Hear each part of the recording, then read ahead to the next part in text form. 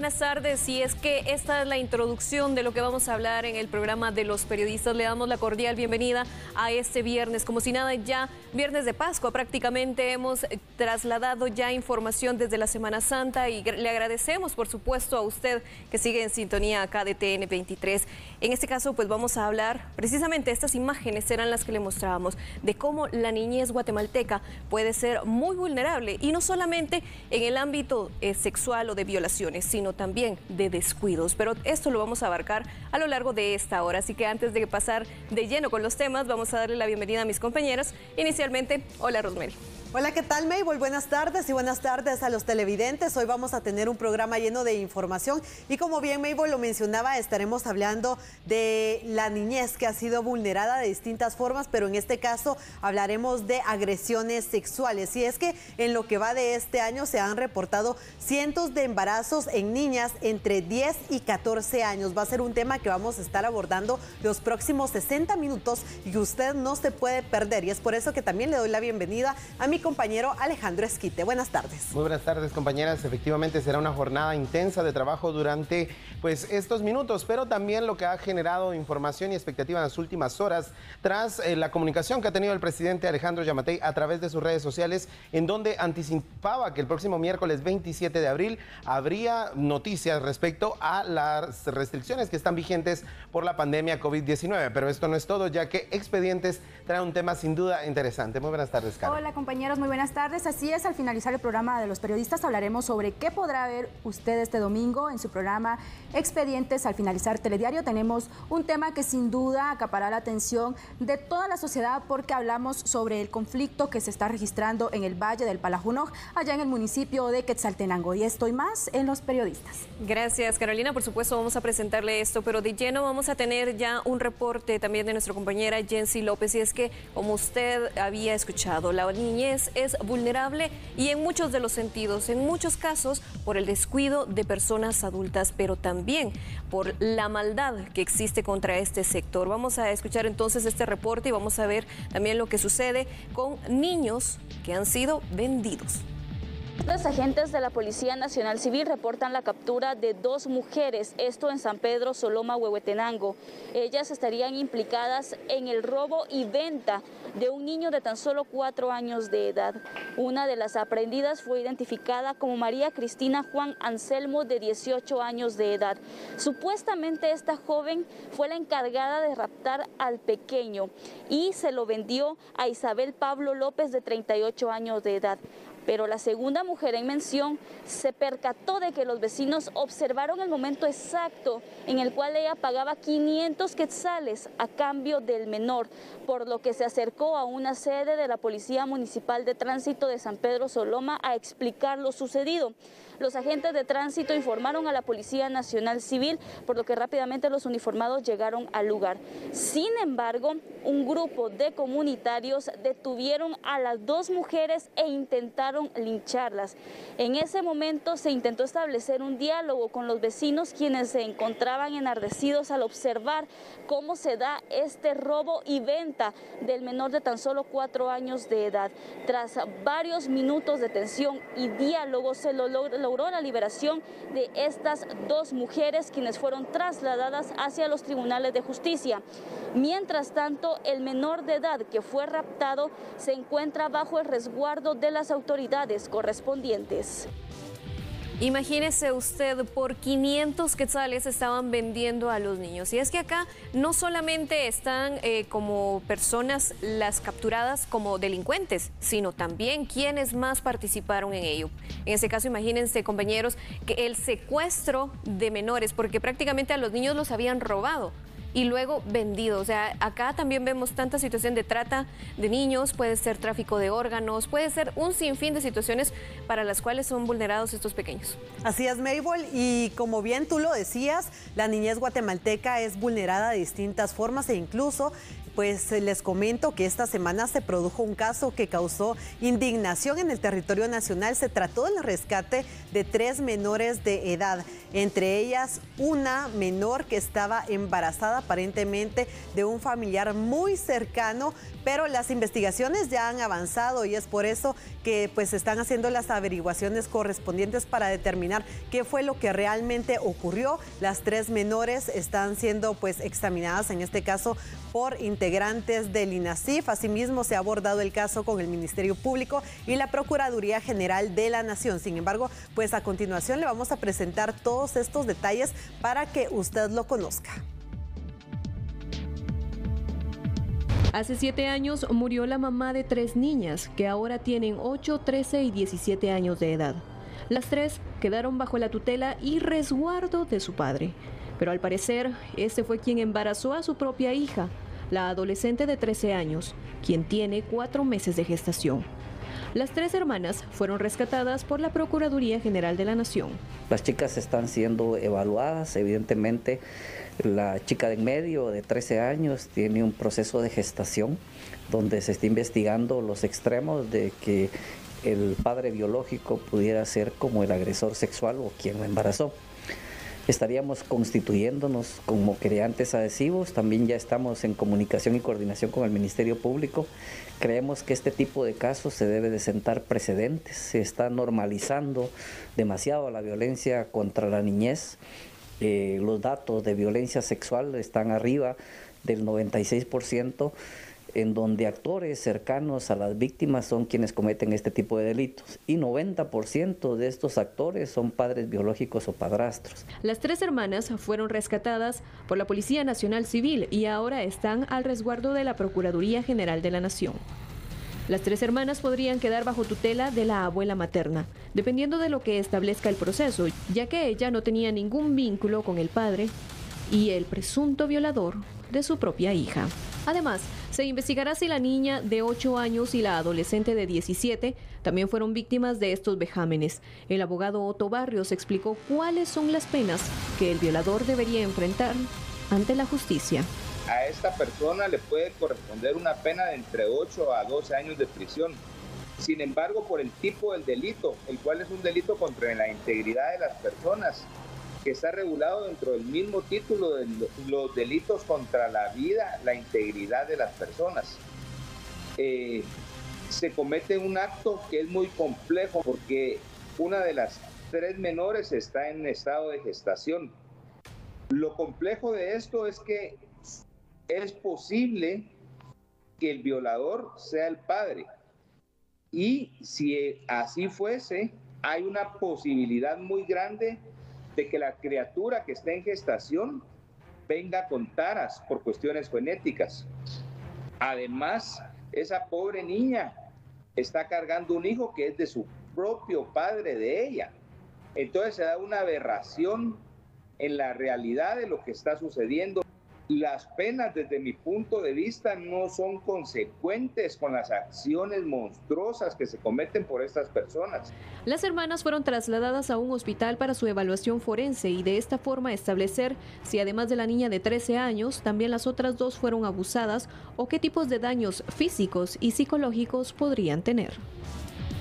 Complicada situación, pero también es importante mencionar que a raíz de toda esta situación se han podido evidenciar muchos de los casos y así llevar ante la justicia, en donde pues ya escuchábamos algunas de las declaraciones de los profesionales.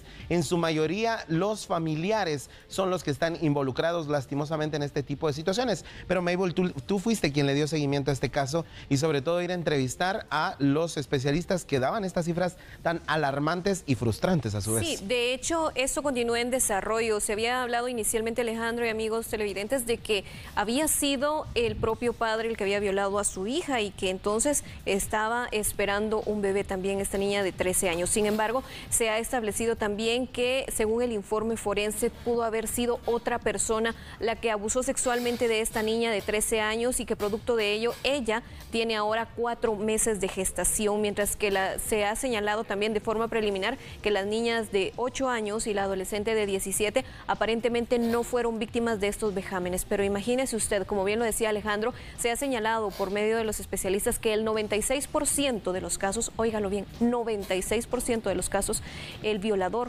es alguien muy cercano, alguien de la familia, algún abuelo, primo, tío, alguien que está muy cercano. Pero el 90% de los casos son padres de familia o padrastros los que son violadores de las pequeñas. Y acá es de donde sale la situación que quien debe de proteger es quien marca este daño. Y como bien lo señalaban los profesionales, cuánto daño podría tener y estigma ese bebé que viene en camino, que por supuesto no tiene la culpa de nada, Rosemary y Caro.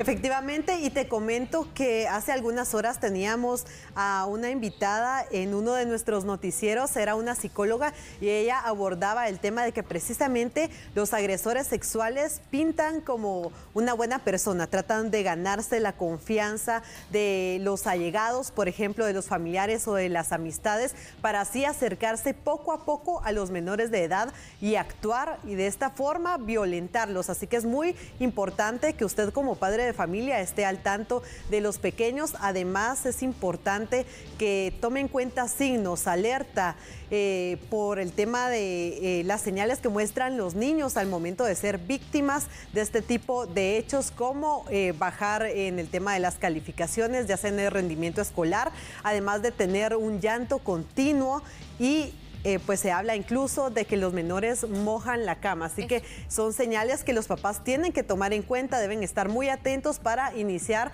indagar qué es lo que está ocurriendo realmente, así como el hecho de tener la precaución necesaria con quienes ingresan a la vivienda, a quienes se les da la confianza. Y esta psicóloga y experta nos hablaba acerca de que quienes tratan de forma insistente de estar muy cerca de los niños, quienes los abrazan de forma muy recurrente, pues podría ser de cierta forma una bandera roja para que usted tome cartas en el asunto y prevenga este tipo de situaciones. Definitivamente el sector infantil en Guatemala continúa siendo un sector muy vulnerable y vulnerado también en sus derechos. En este mismo contexto, compañeros, el Refugio de la Niñez informa que más del 90% de los casos o de las denuncias pues no llegan a una sentencia condenatoria. Esto quiere decir que la mayoría de los casos quedan en la impunidad. Y yo lo que he visto, sobre todo en el interior del país, en donde se dan mucho estos casos donde los abusadores son un hermano, el padre, el tío, es que la misma familia no lo denuncia.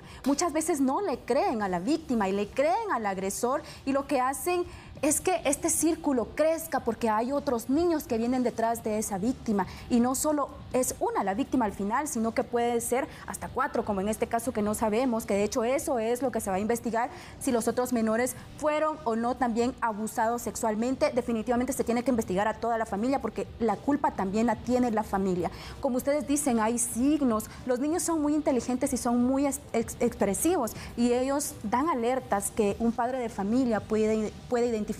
Y ahora ya no es como de hecho 5 o 10 años atrás. Ahora el sistema en el país, hablemos del Ministerio Público, protege más a la niñez, la cuida, le da un acompañamiento integral, y es importante que se busque apoyo sobre todo. Carolina, y una de las consecuencias de este tipo de violación sexual es el tema de niñas y adolescentes embarazadas, y es por eso que nosotros tenemos estadísticas, cifras realmente alarmantes, porque al menos 21,000 niñas pues resultaron embarazadas durante los últimos meses producto de este tipo de hechos. Sin embargo, nosotros tenemos toda la información para que usted lo conozca, y pues vamos a ver el tema a continuación.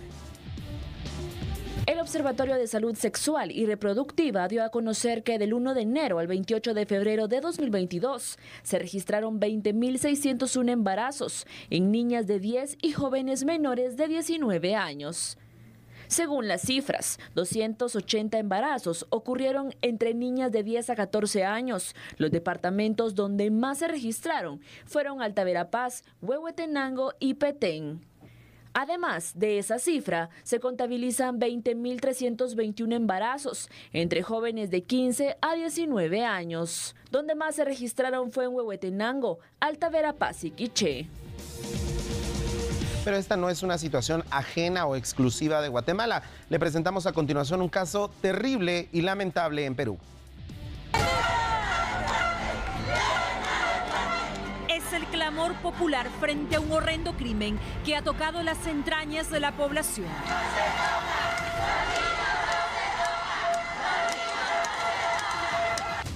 La indignación colectiva contra el llamado monstruo de Chiclayo llegó a Lima, donde miles de personas salieron a las calles para exigir la máxima pena contra Juan Enríquez García, quien secuestró y violó a una niña de apenas 3 años. El punto de concentración fue la Plaza San Martín.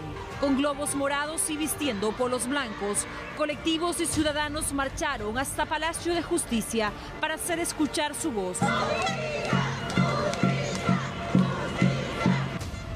La multitud llegó hasta los exteriores del Congreso de la República para luego retornar a la Plaza San Martín, donde se realizó una vigilia durante la noche.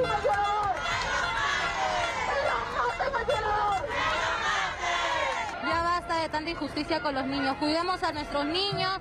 No es necesario ser madre para cuidar a los niños. Definitivamente cadena perpetua para ese monstruo. Solamente en el 2021 el ministerio, lo que tenemos la base de datos son 12.000 niños menores de edad, adolescentes que ha habido y que hasta el día de hoy esos son los que han denunciado. Que hasta ahorita de hoy no hayan justicia. Usted está viendo el clamor de todas.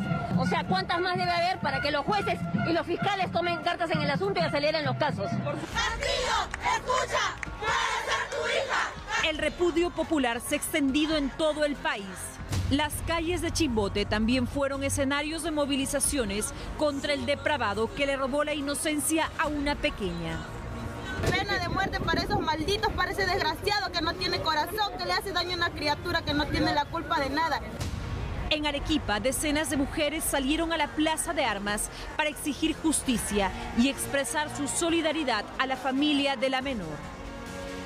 Las movilizaciones llegaron desde Iquitos hasta Tumbes, donde mujeres, hombres y niños marcharon por las principales calles. Donde más se levantó la población fue en Chiclayo. Tras una jornada de violentas manifestaciones, en horas de la noche se realizó una vigilia en la Plaza de Armas. El sentir popular es que caiga todo el peso de la ley contra este sujeto, quien podría recibir cadena perpetua por los delitos de secuestro y violación contra una menor.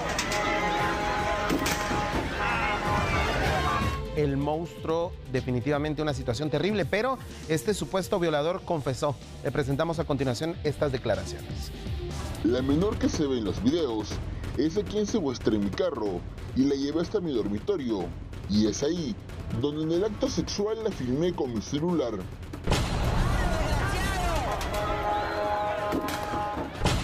Sin remordimientos, el llamado monstruo de Chiclayo dio detalles del abuso sexual que cometió contra una pequeña de apenas 3 años. Me la llevé a mi casa con la finalidad de violarla, porque me encontraba borracho. La menor que se ve en los videos es a quien secuestré mi carro y la llevé hasta mi dormitorio. Y es ahí donde en el acto sexual la filmé con mi celular. Así, sin desparpajos, relató su sórdido accionar ante la policía. Decidí ocultar a la niña en el segundo piso de mi vivienda y para que no se escape, la amarré con cinta de embalaje en los pies, pensando que luego podría dejarla abandonada en alguna calle o lugar alejado. Un aberrante delito que le costaría caro a Juan Antonio Enríquez García dentro del penal de Pixi, donde cumplirá 9 meses de prisión preventiva. Y es que el sujeto vendría recibiendo una serie de amenazas de los internos del centro de reclusión. De otro lado, la Inspectoría de la Policía ya inició investigaciones sobre la presunta filtración del video del hallazgo de la criatura, pues la Convención de los Derechos Humanos del Niño y el Adolescente prohíbe la difusión de imágenes de menores a través de las redes sociales, ya que se afecta su derecho a la intimidad e identidad. En tanto, la familia del menor insiste con la pena máxima para el depravado. Esa persona debe morir instantáneamente, hacerlo sufrir. Yo mismo acabaría con su vida con mis propias manos, indicó el progenitor. En diferentes ciudades a nivel nacional, las marchas continuaron en rechazo a este vil acto.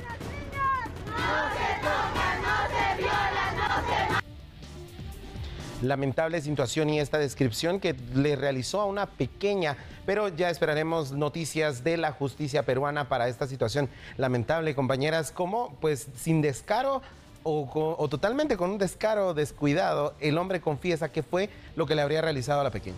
Se dice que esta persona podría tener algún problema psiquiátrico. Se estaba hablando de esquizofrenia, sin embargo, será algo que las autoridades tendrán que investigar, van a indagar, le van a realizar las pruebas correspondientes y mientras tanto a él se le dictó prisión preventiva en lo que se resuelve el proceso legal. Damaris, por su parte, se está recuperando dentro de un centro asistencial después de ser sometida a una operación. Así que es realmente indignante este caso, compañeros, y es muy semejante a un hecho que se registró hace un año. Estamos hablando del caso de Hillary, que ocurrió en Escuintla, en el que fue víctima de 3 hombres. Así que es realmente alarmante la situación, compañeros. Yo creo que hay mucha indignación por esto que tú mencionabas, que se tiene que investigar durante 9 meses, y durante estos 9 meses la justicia de Perú le dictó prisión preventiva a esta persona, y es lo que alegan la familia y gran parte de la sociedad, porque no están de acuerdo.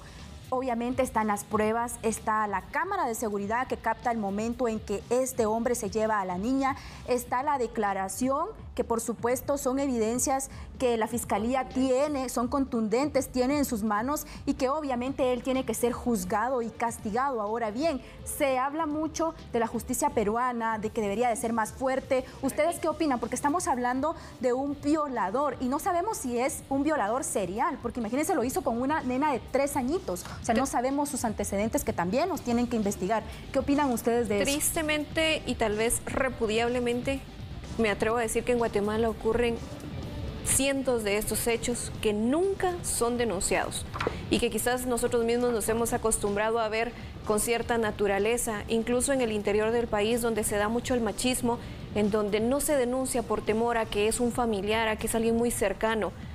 Personalmente conozco varios casos que no han denunciado a familiares y que le han creído al violador antes que a la víctima.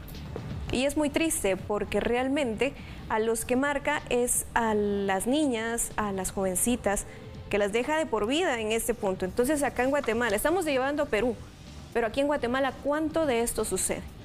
¿Cuánto de esto tenemos que soportar? Y además, que la justicia para este tipo de casos, como bien lo decía Carolina, el 90% de los casos que son denunciados quedan en la impunidad. ¿Cuántos de estos casos no son denunciados, que también quedan en la impunidad? Pero ¿cuántos de estos casos realmente avanzan? ¿Con cuánto tiempo? ¿A los 5 años, a los 4 años, a los 10 años o incluso nunca?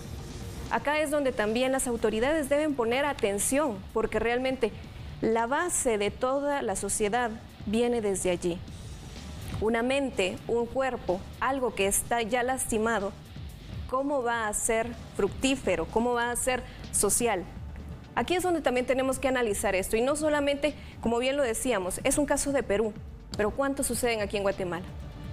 Acá es donde también se le invita a las autoridades a que realmente se pongan a trabajar en ese tipo de situaciones, que realmente investiguen como si fuese su hija, su nieta o alguien muy cercano. Porque creo que de esta forma el miedo a la denuncia de estos agresores no lo tienen, compañeros. Al menos yo veo a este tipo de hombres, si es que así se les puede llamar, que cometen estos delitos y luego están campantes como si nada. Así es, y es que realmente es una monstruosidad, y es por eso que a este hombre le colocaron, o ahora le llaman, el monstruo de Chiclayo, después de que cientos de personas decidieran salir a las calles para exigir justicia en nombre de Damaris. Sin embargo, nosotros vamos a continuar hablando sobre este tema y otros más adelante. Mientras tanto, nos vamos a una pausa comercial y ya volvemos.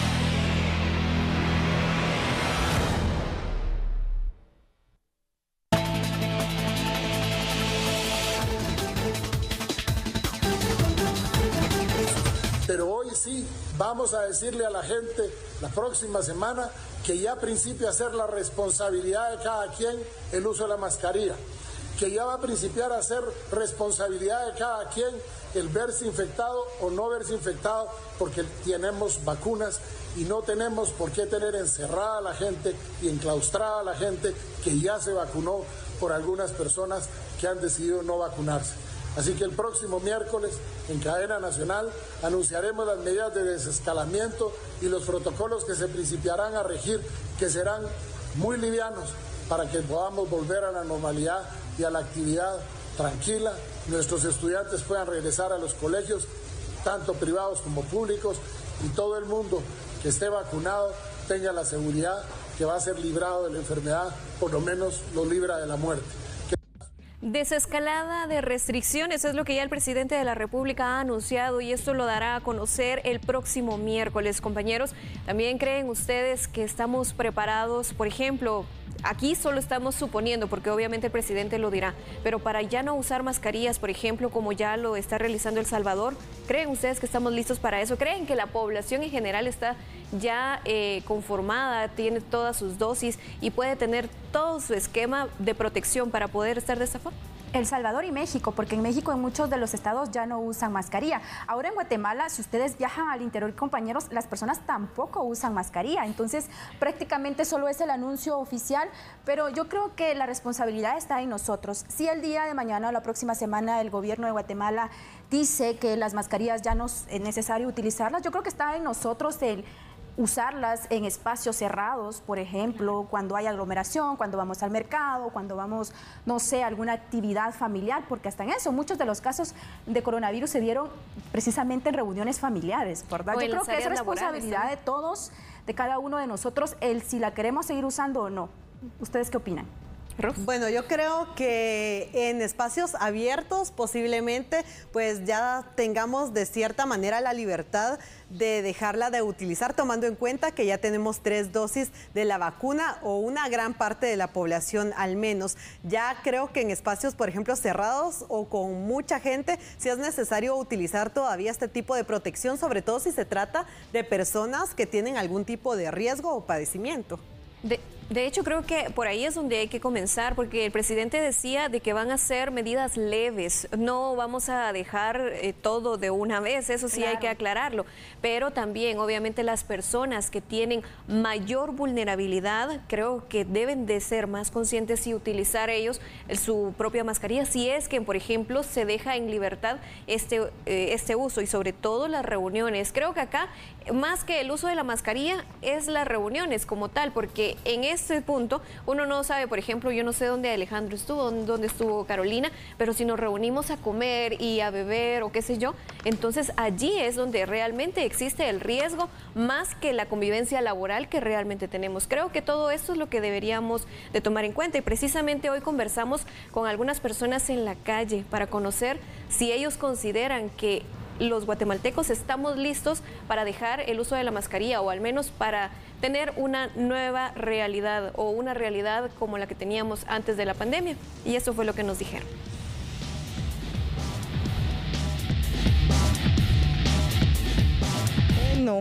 No, la verdad que no, todavía. Siento yo que todavía nos tenemos que cuidar un poquito más, ¿verdad? Pues si por ejemplo quitaran la obligatoriedad de la mascarilla, ¿usted la dejaría de usar?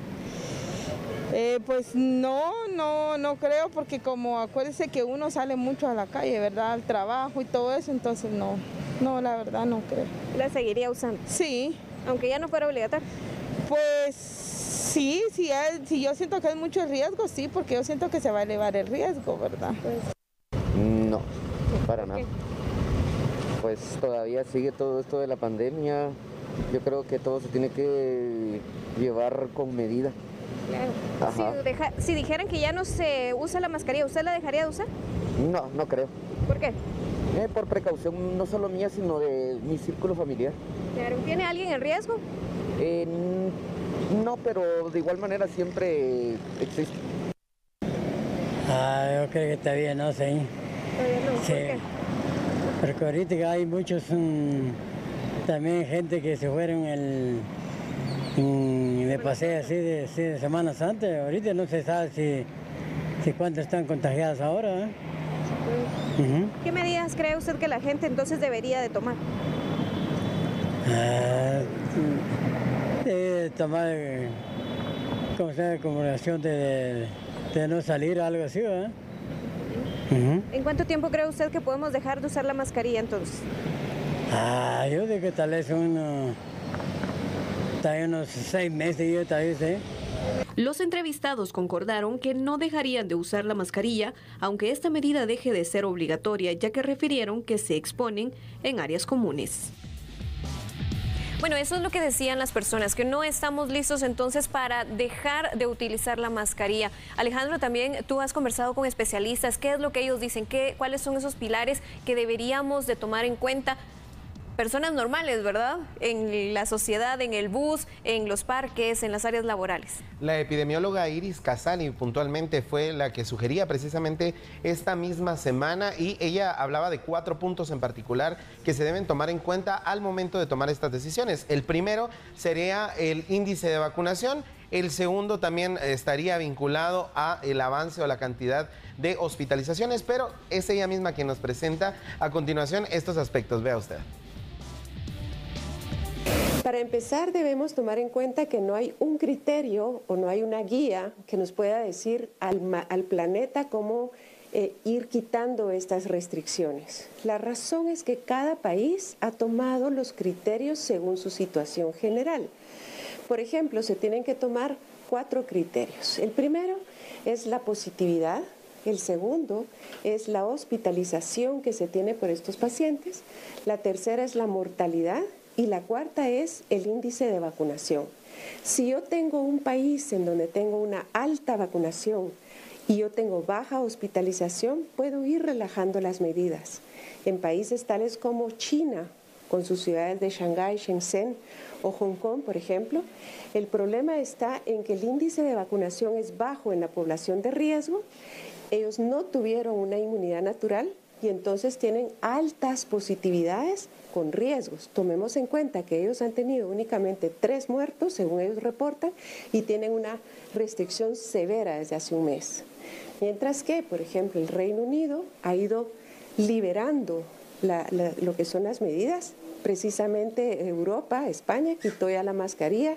Estados Unidos está ahorita en la disyuntiva de quitar la mascarilla en los transportes públicos, pero ellos tienen índices de vacunación mayores que nosotros. En Guatemala, que afortunadamente hemos tenido inmunidad natural, me parece a mí, y número 2, hemos tenido lo que es vacunación relativamente baja, ahorita con alta positividad pero baja hospitalización, me parece que no es el mejor momento para quitar las restricciones. Me parece que lo más importante sería aumentar el índice de vacunación y mantenernos aún con la mascarilla. Interesante la situación y sin duda pues estaremos a la expectativa estos próximos días para saber cuáles serán las decisiones en desescalada que tomará el Ejecutivo a partir de esta situación. Sin embargo, también es interesante lo que la especialista decía, de tomar en cuenta la mortalidad, la vacunación, la hospitalización y sobre todo esa inmunidad natural que pues poseía también la región latinoamericana en particular, que de hecho, aunque la situación fue crítica por otros aspectos en muchos países de la región, en por ejemplo Guatemala, Centroamérica y lugares de América del Sur, de alguna manera, no sé si ustedes se percataron, pero las mismas noticias decían que no era tan fuerte la manera en la que el COVID le daba a esta población como lo que pasaba en América del Norte o en Europa. Y es que acá tenemos cada tipo de enfermedad, por ejemplo el dengue, los distintos tipos de influenza, que creo que de cierta manera hemos creado defensas naturales, como bien te lo decía la doctora Casali, y precisamente a ello es a lo que vamos, que tiene que haber inmunidad en rebaño, que era lo que se hablaba con la vacunación, y creo que eso está cobrando efecto, aunque todavía tenemos que esperar por lo menos una semana más para ver si la Semana Santa, que es tal vez la prueba de fuego, que considero yo, para ver si realmente existe ese brote de contagios, porque hoy ya se vio que hay incremento de personas que tienen síntomas, pero la mayoría de pruebas están saliendo negativas. Y es que la mascarilla es tan importante porque no solo nos protege del COVID-19, sino también de otras enfermedades, porque a raíz de que hemos empezado a usar una mascarilla, muchos de nosotros no nos hemos enfermado de la garganta, problemas respiratorios. A mí, por ejemplo, no me ha dado COVID. y yo no me he enfermado de gripe. Entonces yo creo que eso se lo tengo que atribuir a las buenas prácticas de higiene, en este caso el uso de gel, lavado de manos, que es súper importante, y el uso correcto de la mascarilla. Yo lo que creo es que en espacios cerrados no se debe de quitar la mascarilla. Por ejemplo, en un gimnasio, en un mercado, el mercado, bueno, está al aire libre, pero también hay mercados donde hay mucha aglomeración, en el transporte, porque cuántas personas no tocan las barandas, los sillones, no sabemos si se lavaron las manos, si tiene el COVID. Yo creo que en esos lugares no, pero en espacios abiertos, que la gente, una de las cosas que pide es eso precisamente, ya no usar la mascarilla. Yo sé que ya se aburrieron, ya más de 2 años de COVID, de usarla, pero finalmente tienen que cuidarse. Y ojo, que si se toma en cuenta esta consideración de que ya no fuera obligatoria la mascarilla, tampoco está prohibida. Todos tenemos el derecho de seguirla utilizando en nuestros medios y el círculo en el que nos manejamos. Y es lo que le recomendamos a usted, que si va a salir, si va a compartir con demás familiares y si tiene síntomas gripales, aléjese, porque los puede poner en riesgo, tomando en cuenta que también en Guatemala ya está la variante de precisamente la variante Omicron, el punto 2, y es parte de lo que vamos a conocer. Pero Mabel, tú nos tienes más información sobre este y otros temas. Claro, y es que precisamente en este caso tenemos esta información con nuestro compañero Alejandro Esquite. Él nos ha preparado también un material especial, según nos parece, pero lo vamos a presentar más adelante. Mientras tanto, Rosemary, si podemos acá también señalar cómo va el proceso también para fiscal general. Recordemos de que esta situación se lo hemos dado a conocer durante todos estos días.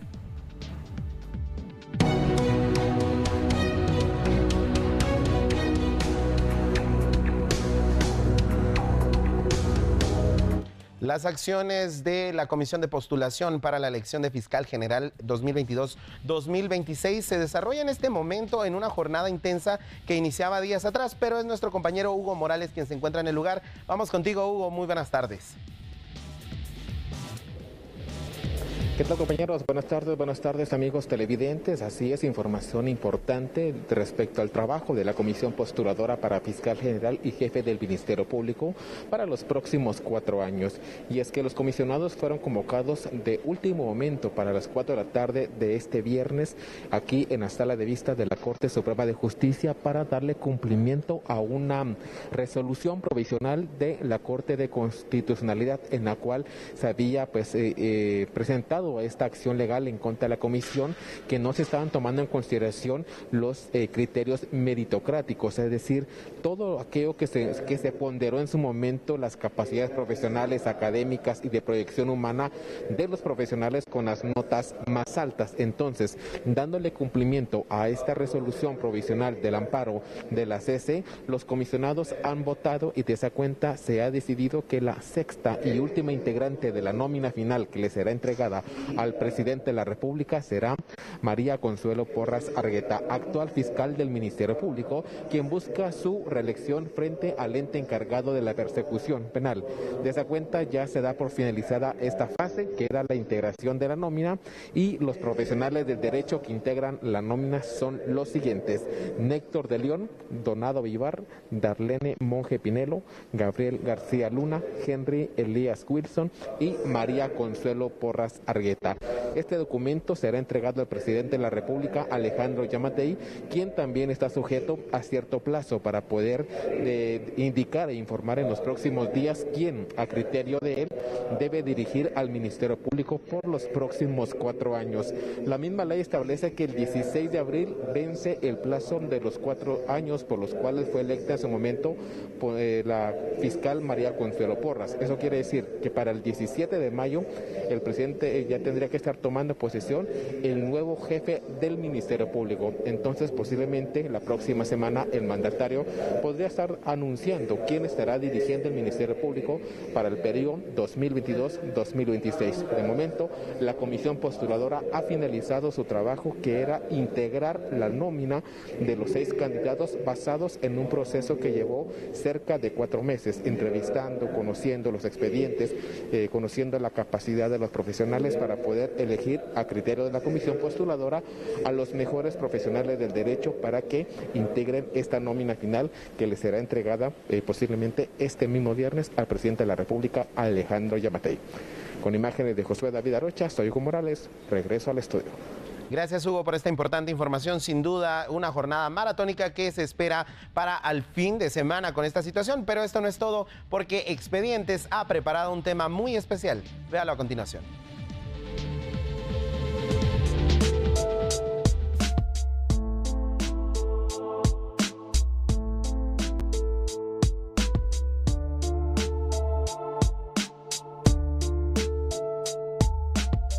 A principios de marzo, 10 comunidades del Valle del Palajunoj se manifestaron en contra de la entrada en vigencia del Plan de Ordenamiento Territorial, que incluye pagos de arbitrios municipales. El plan de ordenamiento territorial es para ordenar, para que nosotros podamos tener y poder construir canchas deportivas, centros de salud. Y ahora él dice, vamos a pagar un impuesto. Yo en verdad, yo soy campesino, yo solo picado hago por cuerda, yo no tengo un salario grande. Realmente si no hay respuesta, no le importa a morirse aquí de hambre hasta que sea escuchado, porque se quiere luchar para el futuro de la niñez. Pero ¿cuáles son las demandas y las condiciones en las que vive esta población? Aquí es muy sufrido, se sufre mucho. Los servicios públicos carecemos. Si usted se acerca donde está ese agua, apesta y mucha gente se están enfermando. Nosotros acá en el valle no ganamos. Como ven ustedes, mire cómo nos ponemos en la tierra. Trabajamos en el campo. ¿Cuánto oscila nuestro salario? 50 a 60 quetzales. El día, el jornal. A medida que van pasando los días, la problemática se agudiza aún más con el cierre del vertedero municipal y el bloqueo al ingreso del valle, afectando así a decenas de personas de la ciudad de Xela, ajenas a este conflicto. Todos los detalles, véalos este domingo 8 de la noche por Canal 3 y a través de la señal de Chapín TV.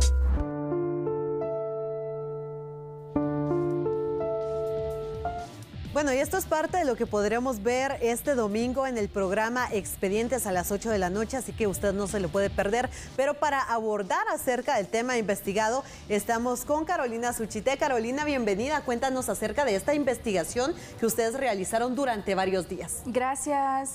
En efecto, en Guatemala hay muchísimos conflictos activos. Hemos visto el de San Marcos, Sololá, pero ahora nos trasladamos al municipio de Quetzaltenango, donde desde el pasado 1 de marzo se generó una crisis, y esto inicia cuando ya entra en vigencia el plan de ordenamiento territorial en 24 comunidades de este municipio, pero incluyendo 10 del Valle del Palajunoj.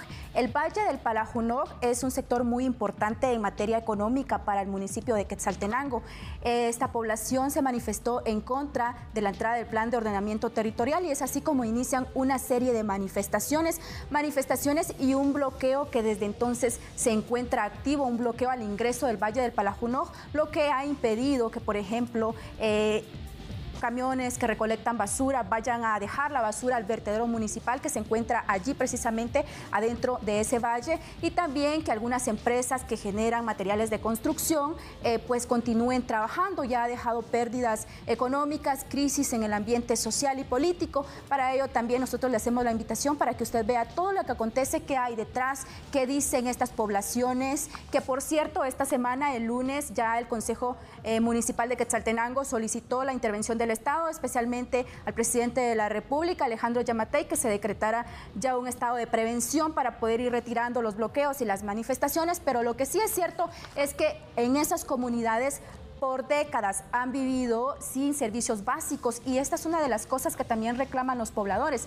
que cómo es posible que pueda entrar en vigencia un plan de ordenamiento territorial con cobros arbitrios municipales cuando ellos de por vida no han tenido un servicios básicos. De hecho, vemos en las imágenes que en la comunidad o en las comunidades no hay ni siquiera drenajes, agua potable, servicio de salud, educación. Entonces, prácticamente es lo que alegan. Las manifestaciones continúan y ellos dicen que están dispuestos a migrar a la ciudad de Guatemala y traer las manifestaciones para acá si en este caso el Consejo Municipal de Quetzaltenango no retira el plan de ordenamiento territorial, que lo que ellos están pidiendo es que se elimine. Ellos no quieren reformas, ellos quieren que se elimine como tal y que no entre en vigencia. Y definitivamente esto se tiene que tomar en cuenta como antecedentes también de lo que hemos visto, como tú mencionabas, en Sololá, que luego se convierten en conflictos históricos que pues generan violencia irracional por parte de los comunitarios. Y lo importante que es que en este momento que se están sentando las bases de un problema, las autoridades puedan intervenir de manera oportuna y resolverlo de manera apropiada, compañeras, porque pues es lamentable cuando se pierden vidas, cuando la economía se ve frustrada y detenida de golpe, como por ejemplo en esta situación, o incluso la sanidad, porque imagínense no poder ir a tirar basura, lo que genera pues basureros clandestinos, la contaminación y los problemas de salud. Que de hecho la municipalidad de Quetzaltenango decretó estado de emergencia sanitaria porque ya había tanta basura acumulada en el centro de Xela, porque el basurero que está en el Valle del Palajunoj es el más grande de todo el departamento de Quetzaltenango, y la basura que genera todo el municipio de Xela, que ustedes saben que es la segunda ciudad más grande del país después de la ciudad de Guatemala, imagínense cuántas toneladas de basura no genera al día, llegan allí. ¿Y qué pasaba? Como no pueden ingresar, la basura estaba en las calles tirada,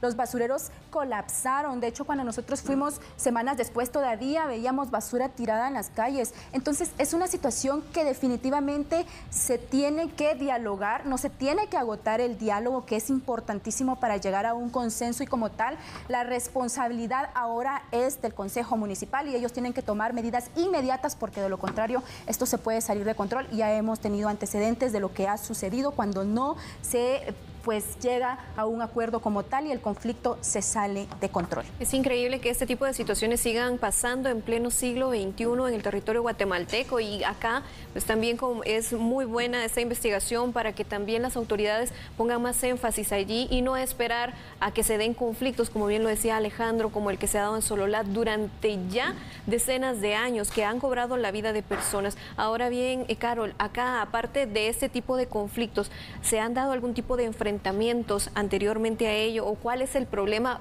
más fuerte, además obviamente de la disputa de este terreno? No, de hecho esta comunidad es muy pacífica y están manifestando. Lo crítico de acá es que continúa el bloqueo y se detiene la economía como tal, ¿no? Ya la Cámara Guatemalteca de la Construcción ha manifestado, ha pedido la intervención también del Estado, porque ellos aseguran que hay pérdidas millonarias, ¿no? Porque mucho del bloque, del piedrín que se genera ahí, pues es traído a la ciudad de Guatemala, a otros departamentos. Ahí también se genera mucho cultivo de exportación, por ejemplo la cebolla que se exporta a otros países. Yo creo que es eso, y también la crisis social, ¿no? Porque ya personas o sectores alejados de este conflicto ya están teniendo consecuencias negativas en su vida, por ejemplo lo que estamos viendo en Xela. Yo lo que creo acá, y que lo vamos a abordar en este programa, es que la responsabilidad total es del Consejo Municipal de Quetzaltenango. Ellos tienen que tomar medidas ya. Se han instalado 2 mesas de diálogo donde no han tenido frutos, los líderes comunitarios no han asistido a esas mesas, y esto se da porque el Consejo Municipal de Quetzaltenango había prometido a estas poblaciones que cuando ellos llegaran al cargo iban a eliminar el POT, el Plan de Ordenamiento Territorial, y esto no fue así. Y es por eso que se llega a este punto de crisis, donde ya las poblaciones han manifestado que si no retiran el POT en las últimas semanas, las manifestaciones van a continuar, y de hecho ellos están pensando en trasladarse hasta la ciudad de Guatemala para pedirle ya al Estado de Guatemala que pueda intervenir. Por supuesto, algo muy interesante que Expedientes ha trabajado esta investigación para que usted la pueda conocer y también ampliar sobre todo esos conflictos que se dan al interior del país, pero muy importantes porque también afectan a la economía nacional. Así que ya lo sabe, la cita es este domingo a las 8 de la noche por Canal 3. Le agradecemos mucho que haya estado pendiente de Los Periodistas. Por supuesto, estaremos dando seguimiento a otros temas. Les doy la bienvenida y también ya está por acá Andy para el noticiero. Gracias, compañeros, por estar con nosotros acá en el set. Alejandro, Carolina, Rosemary, que tengan una muy buena tarde. Buena tarde, amigo televidente. Buen fin de semana.